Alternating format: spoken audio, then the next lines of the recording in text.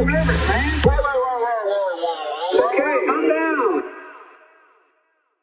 We need to talk about stigma, because if you have a job and there's stigma associated to the job, right away there's moral condemnation. And we in the film are really saying that stigma reinforces criminalization, and criminalization reinforces stigma. So if we look at another kind of job, if we look at the horrendous job of working in a company like McDonald's, making very little money, being treated awfully, having to work like on an assembly line, we could stigmatize that job. We don't. We don't stigmatize jobs of people working in the fields, picking tomatoes, with the toxic waste put on them to take care of the bugs in the fields that are hitting the farm workers. That's not stigmatized. So the first thing we have to say is, why is it stigmatized? And the stigma, it's massive. It's massive. The lowest denominator or the lowest element in any humor, in anything, call somebody either a whore, a hooker, whatever. Right. It's about reinforcing stigma. And this goes to sexism, it goes to male supremacy. And the way it plays out in the United States is that there's a hierarchy, and it relates to race, gender, sexual orientation. And that's where some people are on the top and some people are not. And we also have to look at that, because the policing of sex workers who are white, traditionally beautiful, very tall. I've been taken on tours of Wall Street where there are places where the end of the day or the end of the week, there's sex parties in corporate America. And this doesn't surprise any of us. And all the working women are white and Russian. So right away, we have to understand the intersectionality of the criminalization and the stigma. Let's show some of these posters that you feature in the documentary. So this is She May Look Clean, but pickups, good time girls, prostitutes, spread syphilis and gonorrhea. You can't beat the Axis if you got VD. So this was a wartime poster, obviously. VD is venereal disease, by the way. What STIs used to be called before they were called STDs, but before that, venereal disease. This is a sign that says, smash the prostitution racket, prostitutes spread venereal disease. And then this is a sign, men who know say no to prostitutes, spreaders of syphilis and gonorrhea. These are put out by the US government. These were put out.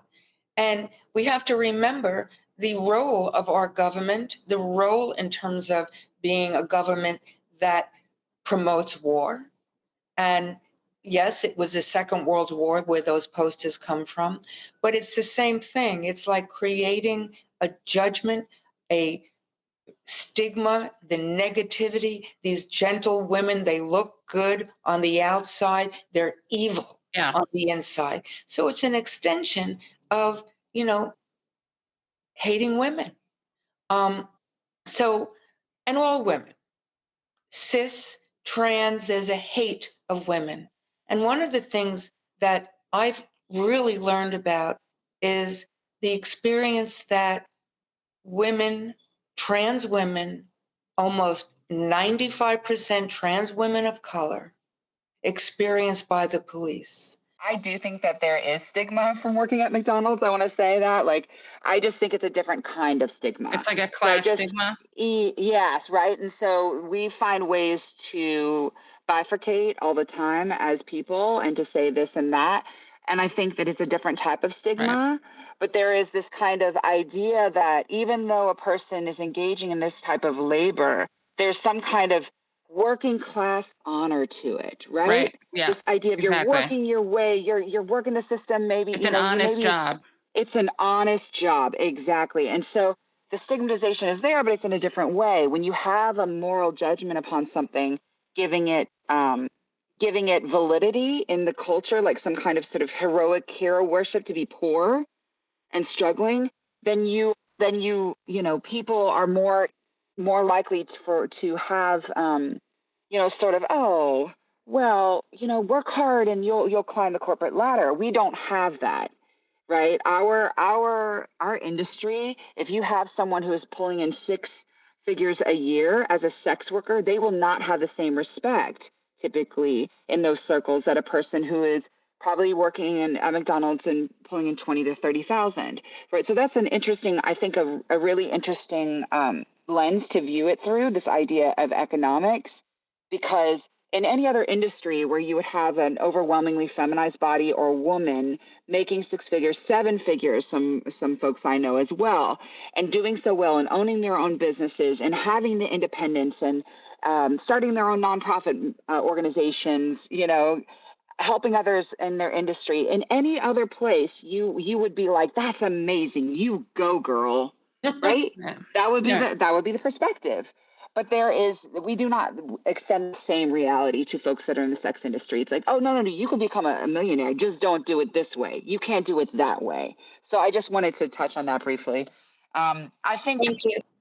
Oh, yeah, no. I mean, it's a different type of stigma. And, that's, you mentioned the hierarchy in our world, we call it the hierarchy, right? This idea that there's, even within our sort of marginalized groups, we bifurcate ourselves as well and say, oh, well, I'm doing this type, the proliferation of OnlyFans is a concrete example of this. Well, I'm only doing content. I'm only taking pictures, right?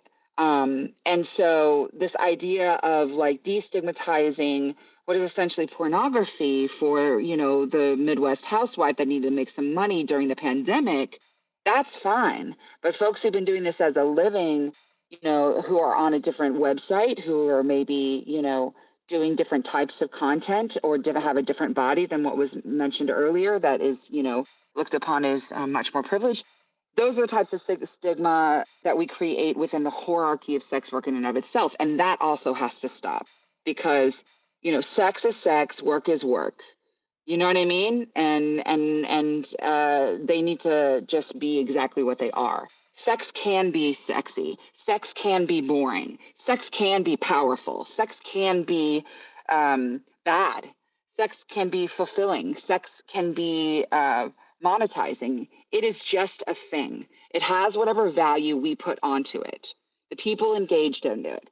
Sex without consent is rape, right? But it's still a sexual activity. So it is really important as we're doing this destigmatizing work that we don't give a word of value that it does not have.